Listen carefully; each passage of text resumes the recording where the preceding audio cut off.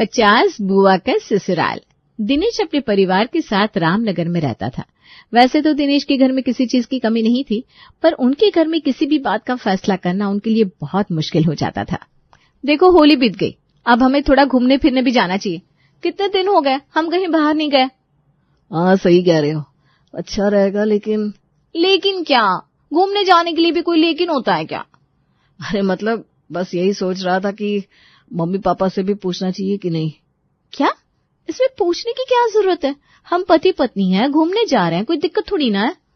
हाँ, लेकिन घर में बिना पूछे कुछ करना सही नहीं रहेगा। तुम खुद डिसाइड करते नहीं और मुझे भी कंफ्यूज करते रहते हो। हंसी मत उड़ाओ, हमारे घर में ऐसा ही होता है। तो फिर पूछ लो। आलोक माँ बाप से बात करने के लिए बाहर जाता है। दिनेश अखबार पढ़ रहा था और अनीता किचन से चाय लेकर आ रही थी। आलोक उनके सामने जाकर खड़ा हो जाता है। पापा मम्मी, मैं और काजल थोड़ा घूमने जाने का सोच रहे थे, क्या कहते हैं आप? घूमना? अभी अभी होली बीती है, घर में इतनी सफाई बाकी है। हाँ, और वैसे भी मौसम अभी थोड़ा ठंडा है, कहीं बीमार मत पड़ जाना। अरे नहीं, हम ज्यादा दूर नहीं जा रहे, बस 2-3 घंटे के लिए बाहर निकलने का प्लान था। हमें तो समझ में नहीं आ रहा बेटा, तू ऐसा कर, प्रीति से पूछ ले, वो सही बताएगी। प्रीति से? हाँ, वैसे भी वो हर चीज की प्लानिंग अच्छे से करती है, तुझे अच्छा सुझाव दे देगी। आलोक मन ही मन सोचता है, क्या घूमने जाना भी कोई स्ट्रेटेजी प्लान करने जैसा हो गया? लेकिन वो कुछ कहता नहीं और प्रीति के कमरे की ओर बढ़ जाता है। प्रीति, मैं और काजल घूमने जाने का सोच रहे हैं, क्या करना चाहिए? अच्छा है, पर अभी जाओ या ना जाओ ये समझ में नहीं आ रहा। वैसे तुम बुआ से पूछ लो ना। बुआ से? घूमने जाना है, चुनाव का प्रचार थोड़ी ना करना है। अरे मैं बस कह रही थी कि बुआ को सब चीजों का अच्छा अनुभव होता है, उनकी सलाह बुरी नहीं होगी।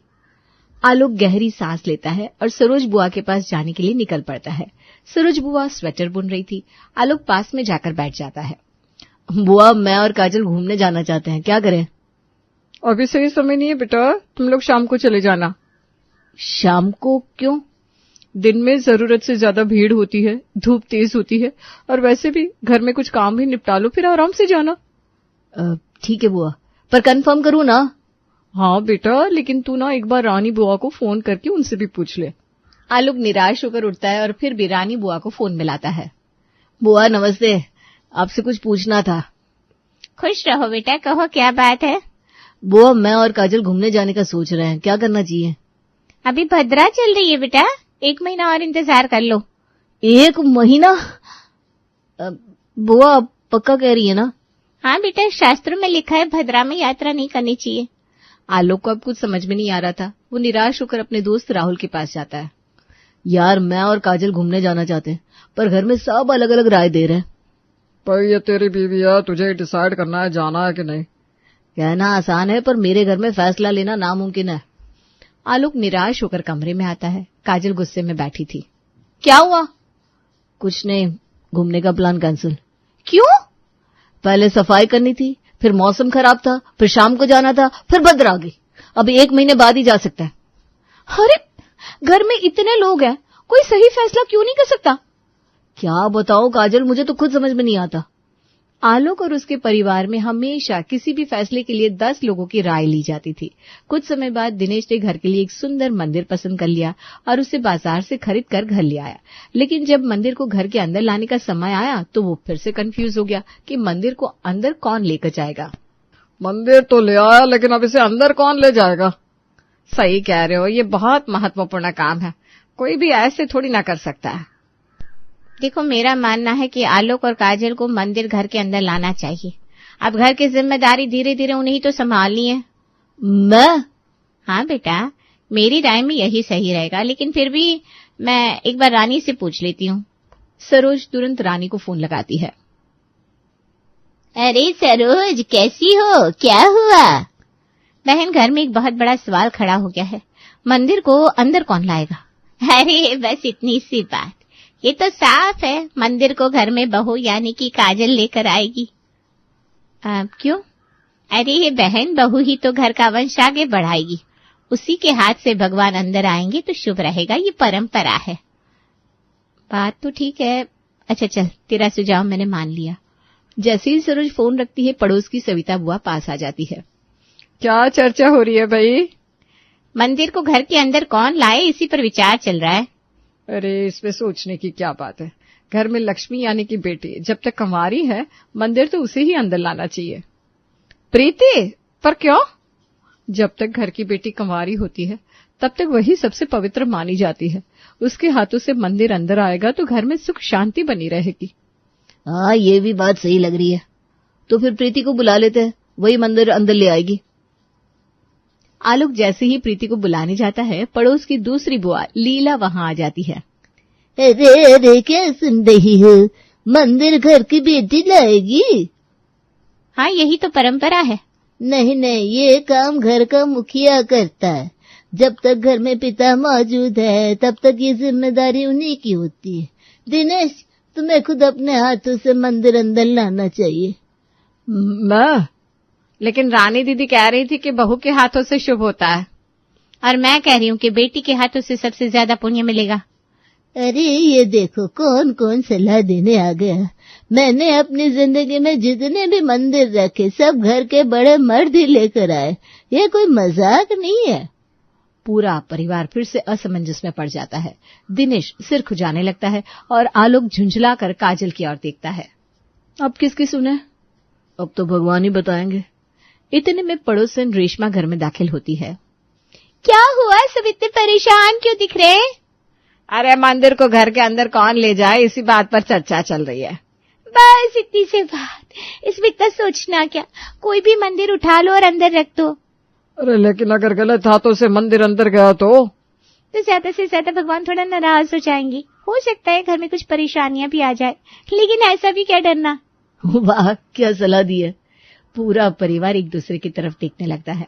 सबके चेहरे पर उलझन साफ झलक रही थी। दिनेश गहरी सांस लेता है और कुछ देर तक चुप रहता है। फिर वो मंदिर की ओर देखता है और गंभीर स्वर में कहता है, बहुत हो गया, अब और चर्चा नहीं करनी। तो फिर मंदिर कौन अंदर ले जाएगा? कोई नहीं, मंदिर यहीं बाहर रहेगा। क्या? मंदिर बाहर रख दोगे? ऐसा अनर्थ मत करो दिनेश। पापा, आप सीरियस हैं?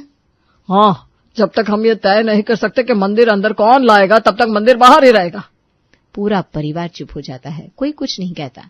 कुछ दिनों बाद दिनेश के मन में ख्याल आता है कि मंदिर के लिए एक कमरा बाहर ही बनवा दिया जाए। दिनेश मंदिर के लिए कमरा बनवाना शुरू करता है। लो जी, गर्मा गर्म चाय पियो, सुबह से काम में लगे हो, कुछ खाया भी नहीं है। अरे काम करवाने बैठो तो भूख प्यास सब भूल जाते हैं।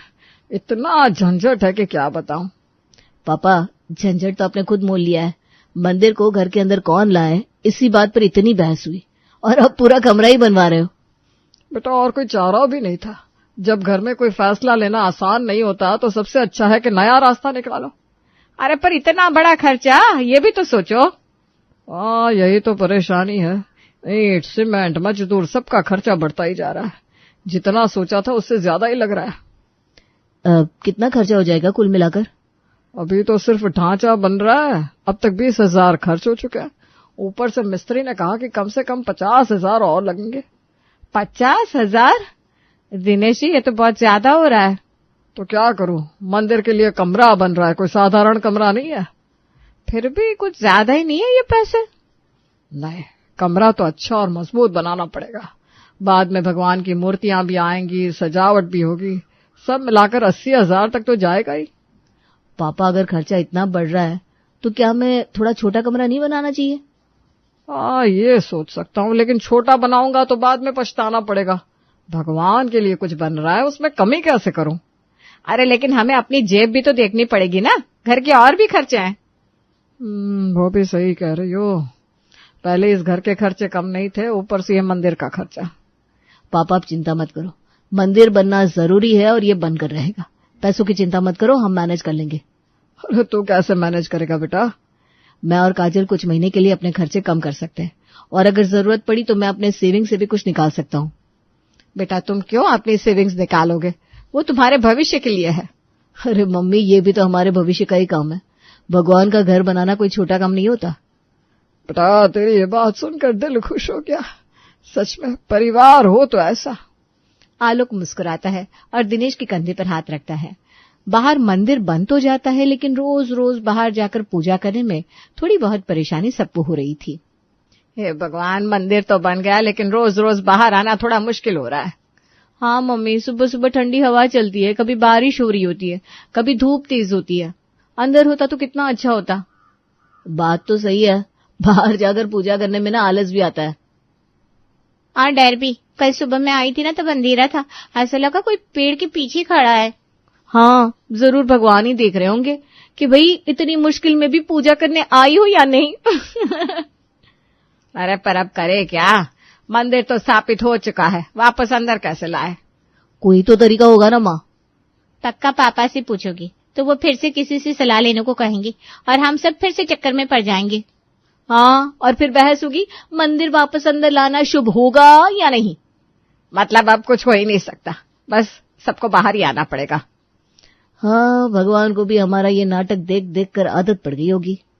सब हल्का सा मुस्कुराते हैं, लेकिन परेशानी जस की तस बनी रहती है। कुछ दिनों बाद ऑन रोड एक जमीन बहुत सस्ते में बिक रही थी और इस बारे में आलोक अपने पिता से बात करता है। पापा, एक बात कहनी थी। हाँ बोलो बेटा। पापा, ऑन रोड एक जमीन बिक रही है और वो भी बहुत सस्ते में। अच्छा, क्या दाम होगा उसका? तकरीबन 10 लाख की बिक रही है। अरे बाप रे, इतने पैसे तो मेरे पास नहीं है बेटा। पापा, आपको याद है हमारी जो एक जमीन है उससे हमारे पास